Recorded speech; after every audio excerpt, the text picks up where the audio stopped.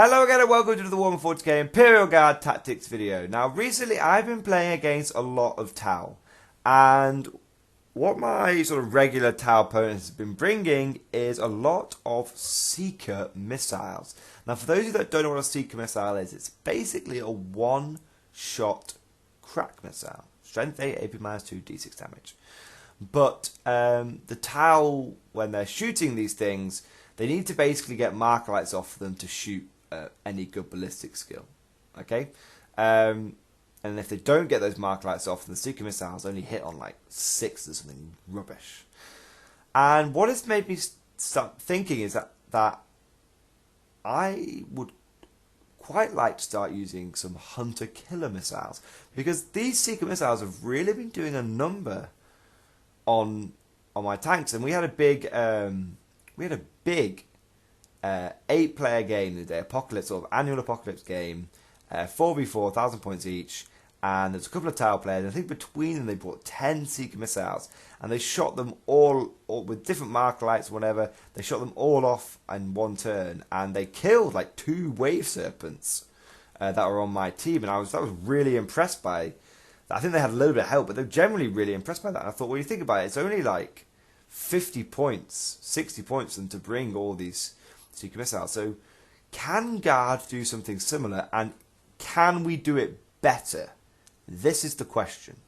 Okay, and I've realised that Guard can actually probably bring an absolutely filthy amount of hunter-killer missiles, because Seeker missiles are essentially the same as our hunter-killers, but we don't need marker lights to make them work. So for those of you that don't know what a hunter-killer missile is, like I said, it's very similar to a Seeker missile that Tau get. Okay, it is Strength 8, AP -2, D6 damage, but its range, if I just find it here, hunter-killer missile, its range is 48 inches. Okay, but they can only be fired once per battle. They're a one-shot pop, but there's 6 points per missile. Okay, and each vehicle can take one of these things.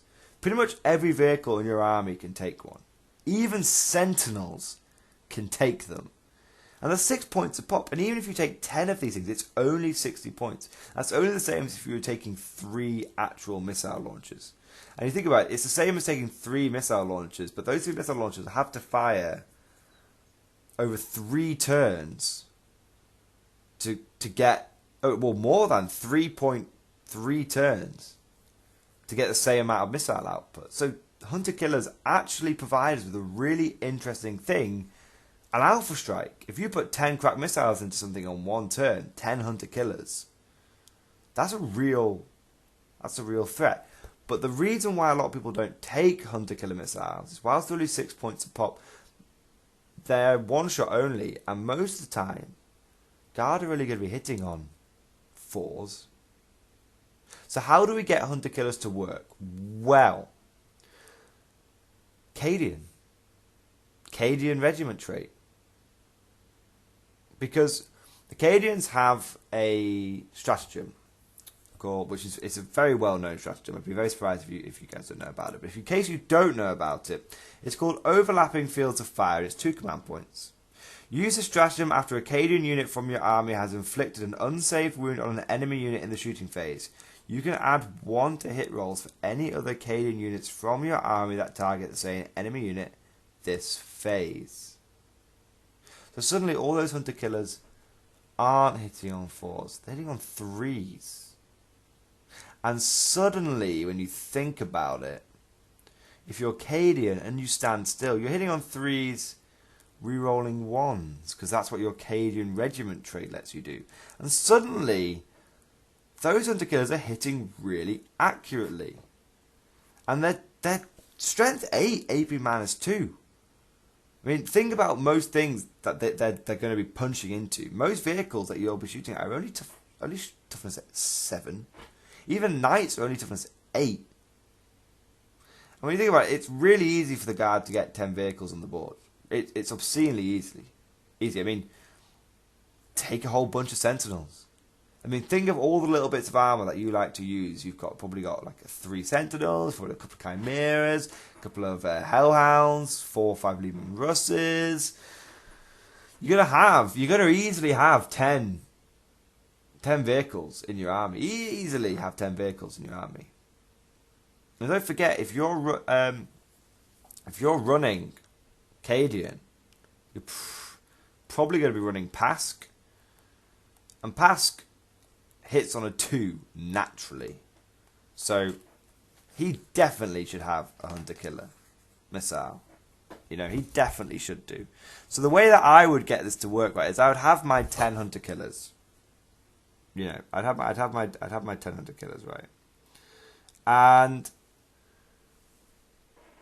I would use some snipers as well. Let's say you've got 3 command squads of snipers in. I mean, why wouldn't you? And what you do is you use your snipers, or some rattling. No, it has to be company command squads. Okay, have company command squads with snipers in them. 12 sniper rounds.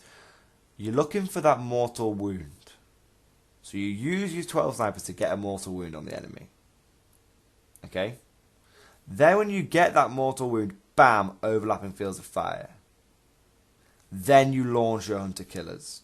And remember, you don't have to launch all of them. You fire a vehicle, you fire the hunter killer. You fire the next vehicle, you fire the hunter killer. You just do that until... And then you might not use them all turn 1. You might be able to do the same thing turn 2. I mean, think about it.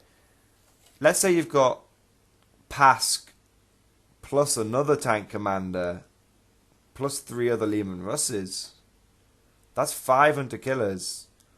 You've got enough orders that you can throw about that most of those tanks will be using gunners kill on sight. So they'll be re-rolling hits, hitting on 3s.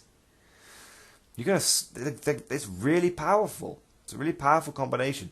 So I personally am going to start taking hunter killers on loads of stuff. I'm going to just try spamming them because I'm going to try taking 10. And I'm really interested to see how they work out, because for me, I think they're almost like a no-brainer. And I think they're a really good weapon platform to have them on. Is obviously I'm going to take them on all my vehicles, but a really good weapon platform to have them on, I feel like, is the Sentinel, the armored Sentinel, because armored Sentinels are generally quite cheap anyway. It's only like 60 points for a Sentinel with a las cannon. Slap on a hunter killer as well, 66 points. And it just means that Sentinel on its first turn has the chance to really pop some firepower out there. Really does. So there you go, guys. Hunter killers. I personally think that I've been on the receiving end of Seeker missiles, which are the same thing, and they're nasty. They're really nasty. You know, Johnny, my regular tower opponent, he swears by them now. He doesn't leave home without putting 2 on every vehicle. That's the one advantage Tau have. They can put 2 on. I think we can only put 1 on each vehicle, so that's kind of the advantage they have. But our advantage is it's much easier for us to start slamming them into into one target. It's really easy for us to do that. So, guys, hope you enjoyed this video. Tell me what you think. Hunter killers, yay or nay? Thank you for watching. I'll see you guys next time.